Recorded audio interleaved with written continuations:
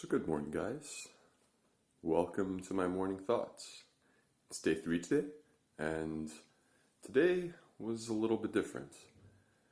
I didn't pick up the phone immediately after waking up. Kind of loafed around in bed a bit.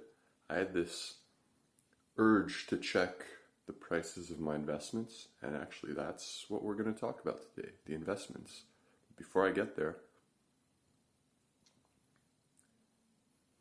just want to talk a little bit about my morning routine because, like I said, today I didn't pick up my phone right away.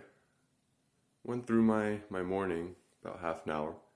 As you can see, I put up my hair, a little man bun. Sometimes I like it better this way. It feels a little cleaner. It's almost as if I cut my hair, but I like my long hair, so I want to keep it. But it just keeps it out of my face, Keeps it nice and neat. Obviously in the light you can see I got these little flyaways. Should probably get a little trim in the back too, just clean it up a bit. It's starting to get a bit messy. That happens with long hair, So, put a shirt on. I don't usually sleep in a shirt. I like to be free. I wear pants usually while I sleep, because I still live with my family, so just want to be decent in case. Got to get out of bed quickly, so got my pajama pants. And over here, refilled my water because it was empty this morning. Went to go get a little thing of applesauce. I don't know if you actually saw it there. Maybe I'll flip the camera. Yeah, so applesauce, nice way to wake up to, just something sugary. I like to eat sugar in the mornings. Get the energy going. It's my bed. Haven't really made it yet. And the rest is same old, same old. Notice a bit more junk on the junk shelf. Call it junk, but all it really is just my shirt from yesterday. And there's still snow outside. It's still winter, but at least it's slowly melting now.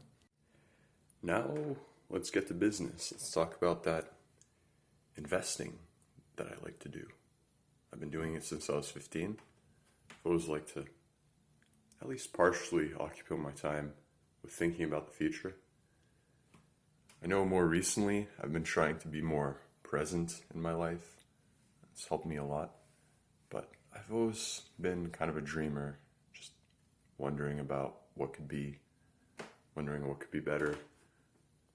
Just occupying my time with the future, So I've always been a big investor. And this morning, I went and checked in on the prices of some of my investments. Now, I'll tell you what they are later, but I want to talk a little bit about that. Checking the prices of investments. As if that's even going to make a change to it. I know some people are traders, and I've been there, I've done that, I've tried trading. I still do for some of them. I like to just dabble, keep up to date, see what's going on. Maybe I'll strike a breakthrough one day and realize, wow, this is incredible, this is a great way to make money, but never really liked it. Just eats away at your time too much. It occupies you to the point of obsession, especially if you want to get really, really good at it. And I was pretty good at it for a time, but it was just constantly checking my phone for the price, constantly looking at charts, day, night, worrying about it. And I was missing my life because of it. It was just, everything was rushing by me. So now I like to just invest passively. What I do is I'll maybe spend a week, 2 weeks, not much more than a month, thinking about a certain investment I might make, doing research on it, checking it out, and just generally justifying why this might be a good idea. And that's an intense week or an intense 2 weeks. Just sorting through everything the company has to offer, thinking about what the company might be innovating, learning about all it does, what kind of help or change or product it's trying to bring to the world. And obviously, whenever I invest, I always have two questions. How much value is this company creating? And how is this company going to capture that value so that it can appreciate in value? And like I said, 2 weeks of just intense doing this research. And once I find that company, I buy it, and that's it. I forget about it. I'll hold it for what I plan to be 10 years, 20 years, maybe a lifetime, some of my investments.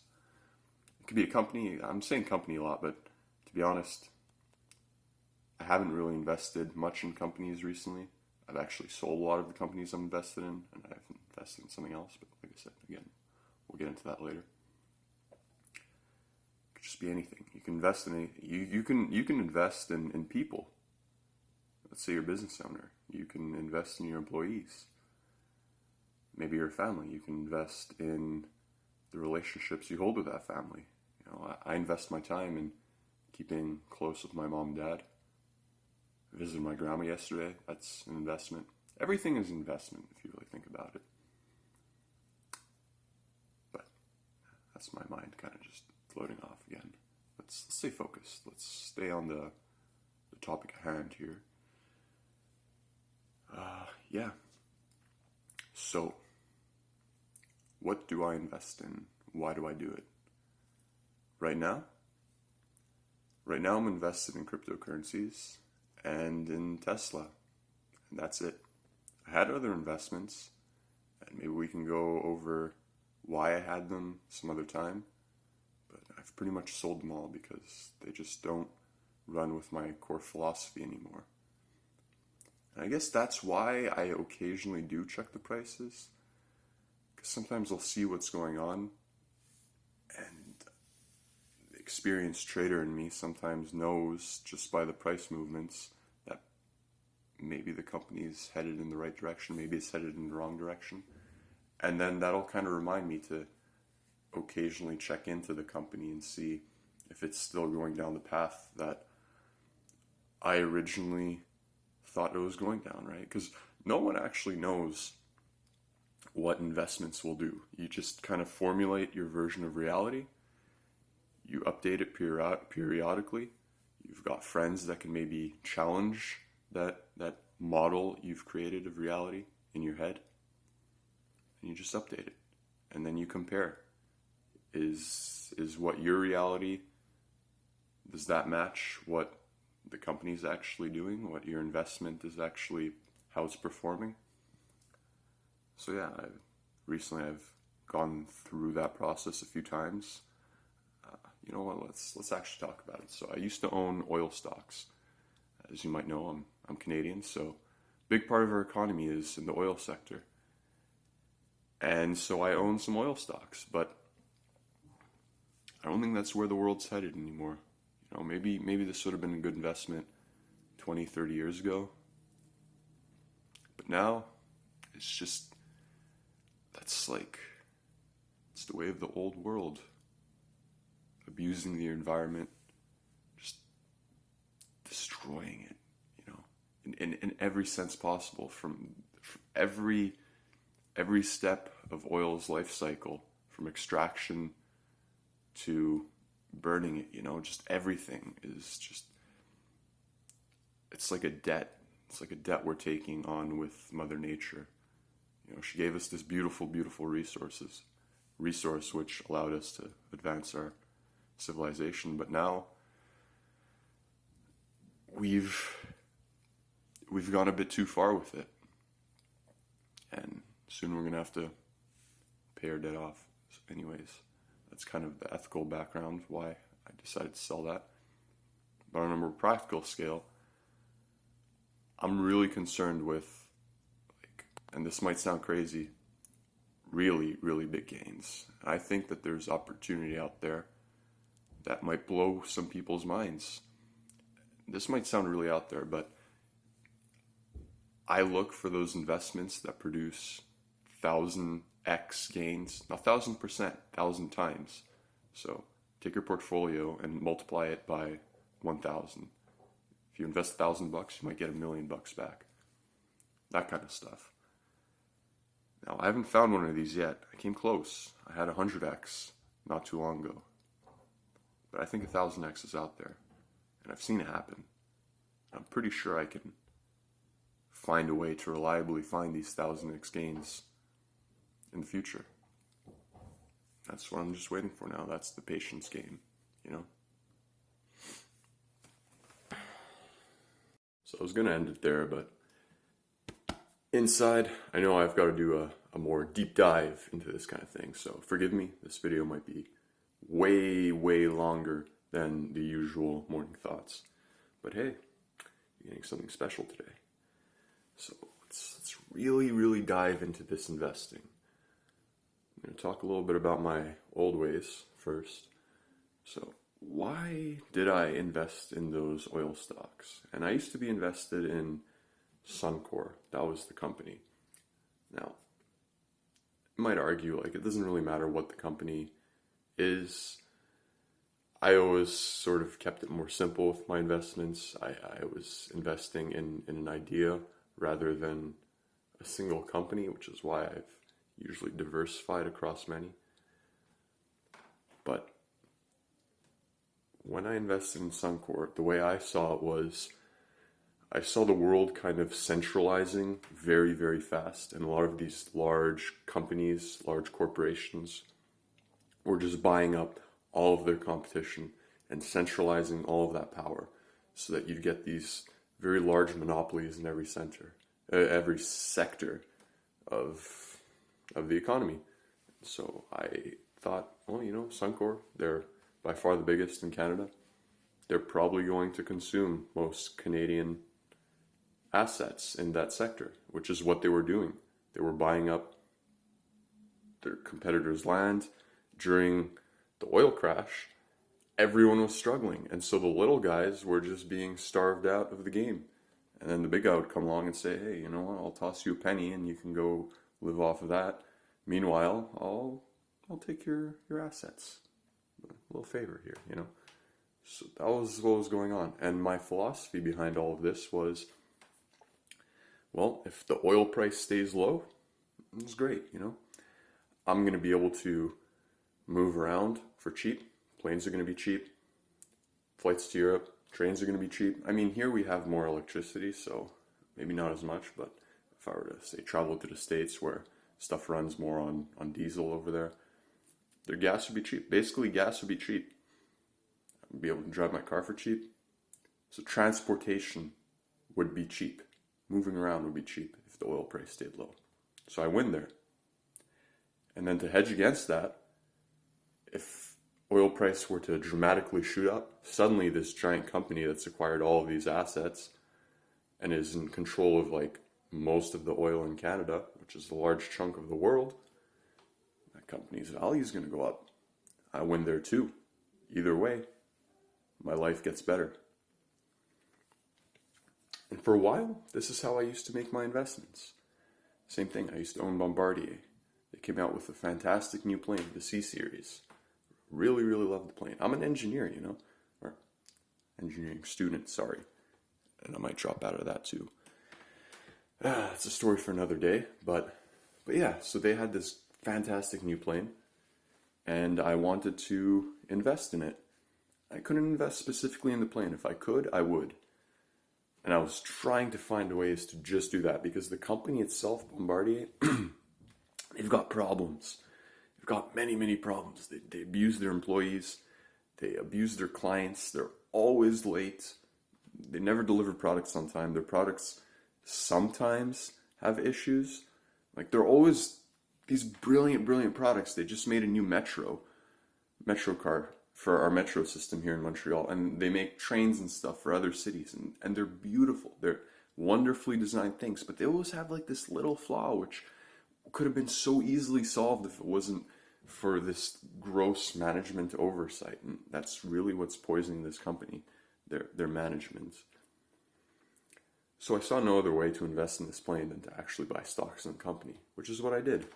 And then, like I said, going by my old philosophy, If this plane were to fail, that either means A, the company wasn't able to produce enough, because even that, like somebody would have bought that plane out, because that plane is, I'm telling you, it's revolutionary. You're going to start seeing it all over the world in airlines soon. And if you don't, like I said, the only way this plane would fail is if a competitor made a better plane. And it takes years to develop these planes, like decades even for some. So a competitor isn't coming anytime soon. I know that. So like I said, this plane is going to succeed. And if it doesn't, well, that means something better came along, which, again, would have impacted my life in a good way. It just would have made air travel that much better. And I've flown on this plane. I think I used it with the Swiss airline when I was flying around there. I think. I'm not sure. I don't really remember. It might have been an Airbus, but that's why I'm a bit confused, because Airbus did buy out the plane, so they might have renamed it. It's a bit complicated. I should go back and check. But I do remember being on a pretty comfy Airbus, and it was quiet. And maybe this was just, I don't know. Anyways. So yeah, that was my reasoning there. If this plane succeeds, Bombardier is going to go way up in value, and their company is just going to cycle off those profits and start a new product, start innovating that new product, make a next generation plane, make an even better rail car system. They are an innovative company. It's just their management that keeps them down. Yeah.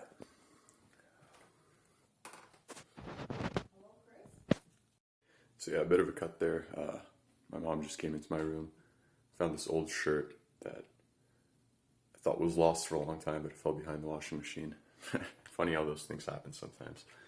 So yeah, back to the topic at hand. The planes, right? And I was talking about Bombardier and their new product. How if it succeeds, this is a great plane that I get to fly on. It's going to make air travel cheaper because it's more efficient. It's going to make it faster because it's a small body plane, and that seems to be the way that the industry's headed right now. These more versatile, smaller planes. It's just better in every sense. And if it fails, that means something better came along, which is better. It's still better for life. So I've always been playing my investments this kind of way. But now that I've gotten a taste of those very, very, exceptionally large gains, stuff that's not in the 10%, 100%, small multiples. Some people like to double their money, triple their money. I'm not even looking for that, because there's always risk involved. And this is where the game changer really, really hit me. There's always risk involved. And in a way, the risk can only get so low. Like, the risk of Bombardier failing as a competitor comes along and they start selling zero planes, so it goes to zero. You can't really go below zero unless you start playing with debt, which is why I never play with debt. I never like to overdo it. There's something wrong with debt. Like, you've always got to pay it off eventually. But yeah, so it can only go as low as zero. So for certain things, there's already kind of a maximum risk level involved. Now you could talk about percentage chances, like, the chance of this going to zero is very low. The chance of this thing going to zero is way higher. Like, if I invest in some startup company that works out of their shack and they're promising teleportation technology, there's a chance that will go to zero, and that chance is probably higher than Google going to zero. Now, of course, you can always argue Google might go to zero too. Who knows? But zero is as low as goes. So now, you can find asymmetries, because if something can only go so low, you look at the other end. How high can it go? And so if you look at companies, most companies might yield 5-10% growth a year. Some really aggressive growth companies might yield 30-50% a year, maybe double a year. If you start going over that with companies, then you're really, really looking at like the black swans of the field. And they're out there. They're definitely out there. Like, for example, like I said, Tesla. I see huge potential in Tesla because they're game changers. But going beyond that, going into cryptocurrency, this is something that might really, really change the world. Now, I'm not going to speculate on which one is going to win. I have ideas, but don't trust me on that. Do your own research. Don't just blindly trust me. Don't just blindly trust anyone on the internet. There's so much fake information out there. So I'm not going to say which ones I'm invested in yet. But going back to this idea of that huge reward and changing the game, that's what I'm interested in now. It's not so much this, oh, well, either way I win. That's still there. If cryptocurrency fails, there's likely going to be a better system out there. And that's going to make banking better. That's going to make all of money better. Maybe it'll make investing obsolete. Maybe we won't need money anymore. We won't need to worry about all of this bullshit that money causes. Maybe our vision will just be able to manifest itself right away without needing to do all these middlemen things. Pay your employees, set up a company, purchase things, contracts. Maybe all of that will disappear in a moneyless system. But as long as we have money, there's this new system coming, and it's a decentralized system. It's one where responsibility is shared rather than offloaded onto a third party and then entrusted in that third party's methods or whatever. But so long as it's centralized, that's one point of failure. People could be bought off. And if that third party involves people, that's your point of failure. You could bribe them. You can corrupt them. They can make mistakes. As long as there's humans involved, and as long as we're these imperfect machines, imperfect beings, that's where it's going to fail. And you can really get into this. You could talk about how the banks have failed society, how they've enslaved us into this monetary system. But really boiling it down to as simple as it goes, it's because we have these central authorities. One authority. And if that authority breaks, the whole system breaks. It's as simple as that. So suddenly comes along this math, which can do things very, very differently. Now you don't need to rely on this central authority anymore because it's decentralized, right? The responsibility is shared amongst many. So if one falls, 99 are there to stand. It's very, very different. Very different. Now we can have a store of value without somebody authorizing that store of value. The world agrees that value is there. You can have money transfer without a third party verifying it because you've got not a third party, but like 1 million parties verifying it. And all of them come together and agree on it, and there's consensus, and there's competition, and there's cooperation, and it's just amazing. And I can only just begin to dream and imagine what's even going to be possible with this. This is like a new internet in a way. Or maybe it's just the internet following its natural path to connect humanity. It's just information flowing, and money is just information. And information doesn't like to be captured. You look at scientists, they say entropy. Well, information, heat, whatever, it likes to disperse. Going on a more metaphysical level, we've been trying to capture information, put it into these central authorities. Information doesn't like to be captured. It likes to flow freely. It likes to disperse. It likes to be decentralized. So this is just one way that information might be decentralized, through the Bitcoin network or through Ethereum, But yeah, this is what I'm interested in. I'm interested in these really, really revolutionary technologies, stuff that's going to change our world for the better, whether it works or whether it doesn't work. It's so powerful that it's going to change things. And I have a strong feeling that these changes are going to be for the better. Now, obviously, it depends on how you use them. Everything has two paths. You can go left, you can go right.